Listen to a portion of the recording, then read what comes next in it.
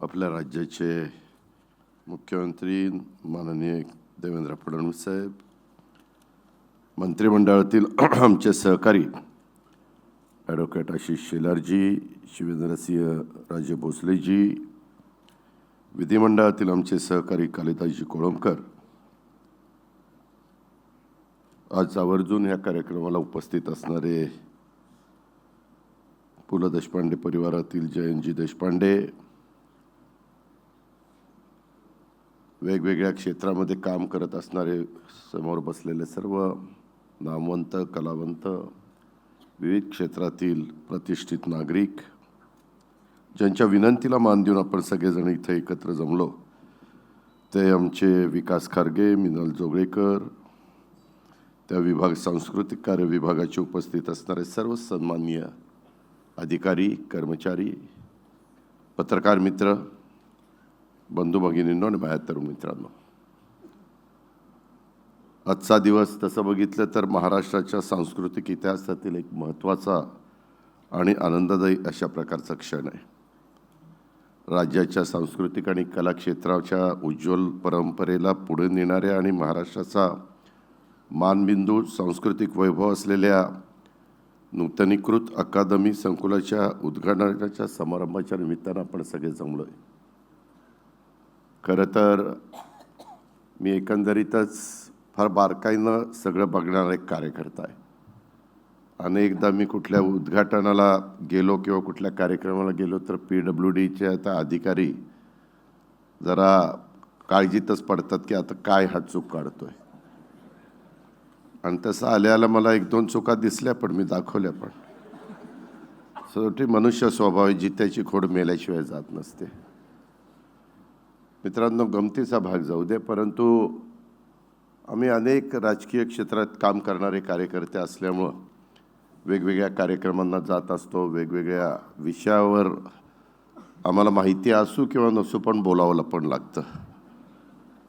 आणि कधी कधी आम्ही बोलता बोलता बोलून जातो. असं कार्यक्रम असलं की आम्ही काय इथं घंटा वाजवायला आलो काय, पण आज खरंच आमच्या मुख्यमंत्र्यांना घंटा वाजवावी लागली.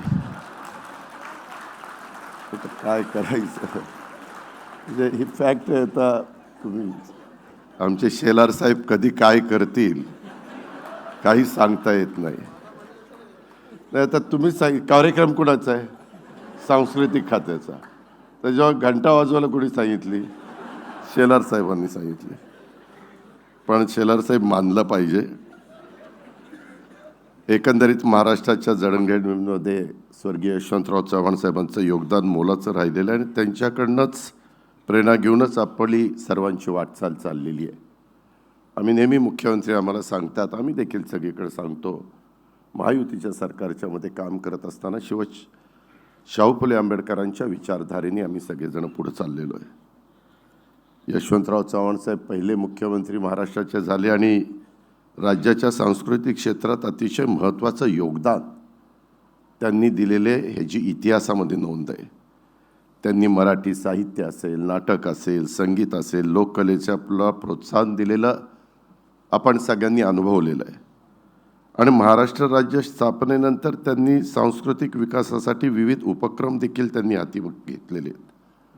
खरं तर 1900 साल थोडंसं कदाचित चुकलं, पण 66 साली ह्या वास्तूची निर्मिती झाली आणि रवींद्र नाट्य मंदिरामध्ये अनेक जण आम्ही विविध कार्यक्रमाच्या निमित्तानं आपण सगळेच जण आलो. वेगवेगळे कार्यक्रम इथं पाहिले गेलेले आहेत, वेगवेगळ्या आठवणी आहेत आणि खूप बारकाईनं विचार करून राज्य सरकारने जवळपास 100 कोटी रुपये खर्च करून 1.5 वर्षामध्ये इथं सगळ्या काही सुधारणा प्रेक्षकांना देखील, कलाकारांना देखील, नवोदितांना देखील देण्याचा मनापासूनचा प्रयत्न केलेला आहे. सगळ्यांनी त्याच्यामध्ये, म्हणजे ज्याचा उल्लेख मगाशी विकास खारगेंनी केला, पहिले मुख्यमंत्री एकनाथरावजी असतील, पहिले मुख्यमंत्री म्हणजे ह्याच्या आधीचे मुख्यमंत्री, किंवा मुनगंटीवार साहेब असतील, किंवा आत्ताचे देवेंद्रजी असतील, किंवा आमचे शेलार साहेब असतील. मला शिवेंद्रबाबा पण सांगत होते, सगळं सार्वजनिक बांधकाम खात्याने केलेलं आहे.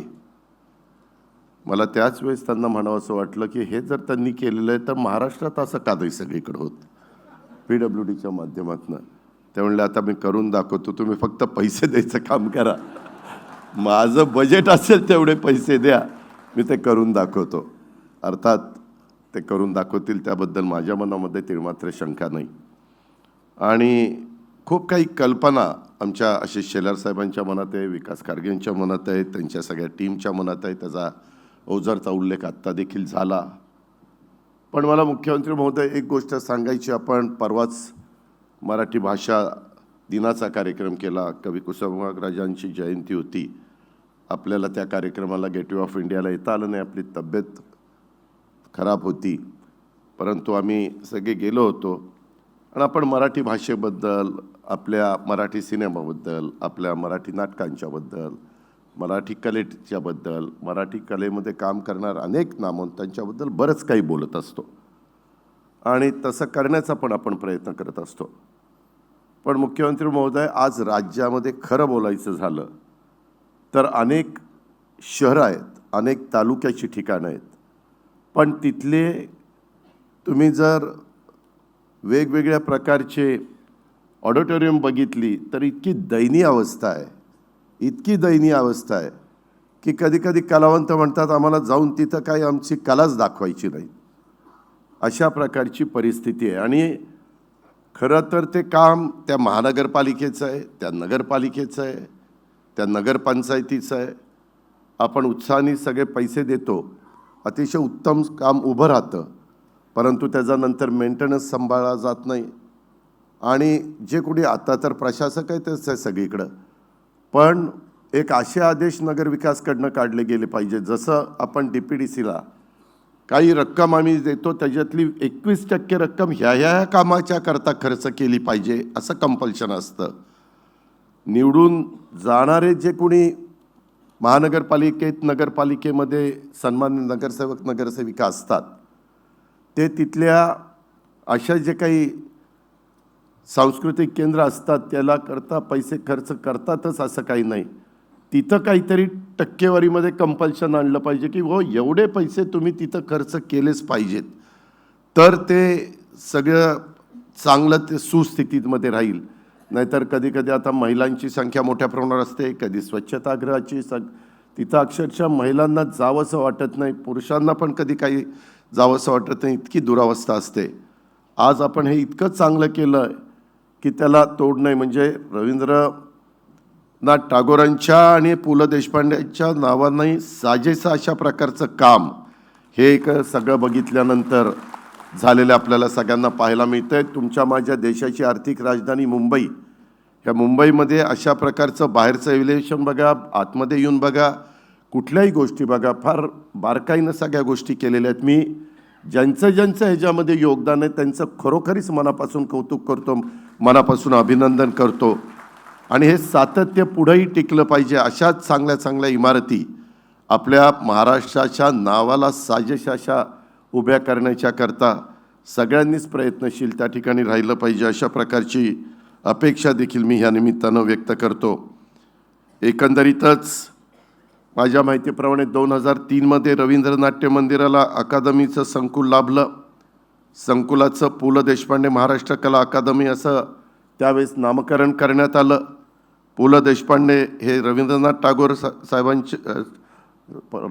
टागोरांचे साहित्याचे चाहते होते आणि योगायोगाने टागोरांच्या स्मरणार्थ बांधलेलं नाट्यगृह हे पुढं पु ल अकादमीमध्ये सहभागी झालं. आज आम्हाला फोटो देताना देखील पु ल त्यांच्या पायापाशी बसलेले फोटो त्या ठिकाणी देण्यात आलेला आहे. आणि महाराष्ट्राचं लाडकं व्यक्तिमत्व म्हणून पु ल देशपांडे यांच्या जयंतीच्या निमित्तानं या ठिकाणी पु ल देशपांडे कला महोत्सवाचं आयोजन केलं जातं. आणि यामध्ये साहित्य असेल, गायन, वादन, नृत्य, नाट्य अशा विविध कला प्रकारावर आधारित अनेक कार्यक्रमांची पर्वणी ही प्रेक्षकांना अनुभवायला मिळते. आणि दरवर्षी अकादमीच्या वतीनं राज्यातील उत्कृष्ट गणेश मंडळासाठी देखील स्पर्धा आयोजित केली जाते. ही पण एक कौतुकाची बाब आहे. आणि अशी अकादमी आता नूतनीकृत संकुलात रूपांतरित झालेली ही आपल्या सर्व कलाकारांच्या आणि विशेषतः आमच्या रसिक प्रेक्षकांच्या दृष्टीने आनंदाची आणि अभिमानाची बाब आहे. एकंदरीतच महाराष्ट्र ही केवळ ऐतिहासिक आणि सामाजिक दृष्टिकोनातून महान भूमी नाही, तर ती कला, साहित्य, संगीत, रंगभूमी आणि चित्रपटसृष्टी यामध्ये देखील आपलं स्वतंत्र ओळख या भूमीनं निर्माण केलेली आहे. पु ल देशपांडे यांचं नाव घेतल्यावर आपल्याला त्यांच्या विलक्षण प्रतिभेची जाणीव होते. ते केवळ लेखक किंवा कलाकार नव्हते, तर ते महाराष्ट्राच्या सांस्कृतिक विश्वाचे एक आधारस्तंभ होते. आणि त्यांच्या नावाने उभारले गेलेले हे संकुल म्हणजेच महाराष्ट्राच्या कला परंपरेला वाहिलेली श्रद्धांजली आहे, असं म्हटलं तर ते वावगं ठरणार नाही. पु ल देशपांडे हे महाराष्ट्राच्या सांस्कृतिक आणि साहित्यिक विश्वातील एक अजरामर अशा प्रकारचं व्यक्तिमत्व होतं. ते एक प्रतिभावान लेखक, व्यंगकार, नाटककार, संगीतकार, गायक आणि अभिनेते देखील होते. त्यांच्या लेखणीतून आणि वक्तृत्वातून सहज सोप्या शैलीत हसवणारी, अंतर्मुख करणारी आणि मनाला भिडणारी साहित्य निर्मिती झाली. त्यांच्या नावाने ओळखली जाणारी ही अकादमी आता नूतनीकरणानंतर अधिक दिमागदार, अत्याधुनिक सोयींनी सुसज्ज झाली आहे. त्यांच्या विचारांचा आणि कार्याचा वारसा या कला अकादमीच्या माध्यमातून पुढच्या पिढीपर्यंत पोचवणं हे आपल्या सगळ्यांचं कर्तव्य आहे. या कला मंदिराचं नूतनीकरण केवळ एक भौतिक बदल नाही, तर तो महाराष्ट्राच्या कला संस्कृतीच्या विकासाचं उचललेलं एक महत्त्वाचं पाऊल आहे, असं देखील मी ह्या निमित्तानं मानतो. अधिक बोलून मी आपला सगळ्यांचा वेळ घेत नाही, परंतु फार मोठी जबाबदारी जनतेने आमच्यावर उद्याच्या 5 वर्षाच्या करता टाकलेली आहे. आणि ते जबाबदारी पार पाडत असताना जिथं जिथं वेगवेगळ्या क्षेत्रातल्या महाराष्ट्रातल्या जनतेच्या करता, त्या क्षेत्रातल्या नामवंत लोकांच्या करता जे जे काही करता येणं शक्य असेल ते देवेंद्रजी फडणवीस यांच्या नेतृत्वाखाली आम्ही सगळेजण निश्चितपणे करत राहू, ह्याबद्दलची खात्री देतो.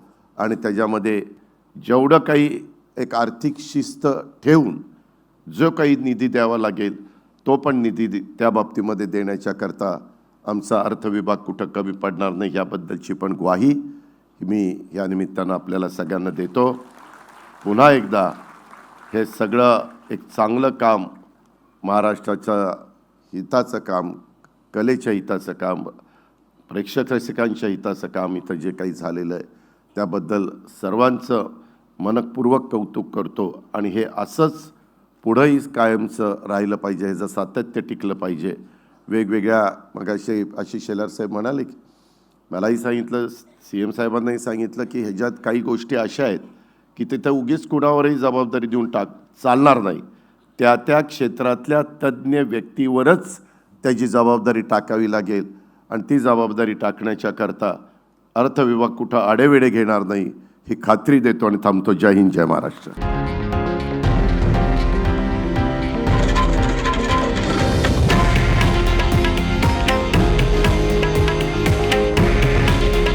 हे आहे देशातील नंबर 1 न्यूज नेटवर्क आणि आपण पाहत आहात TV9 मराठी. काळजी तुमची, हित महाराष्ट्राचं.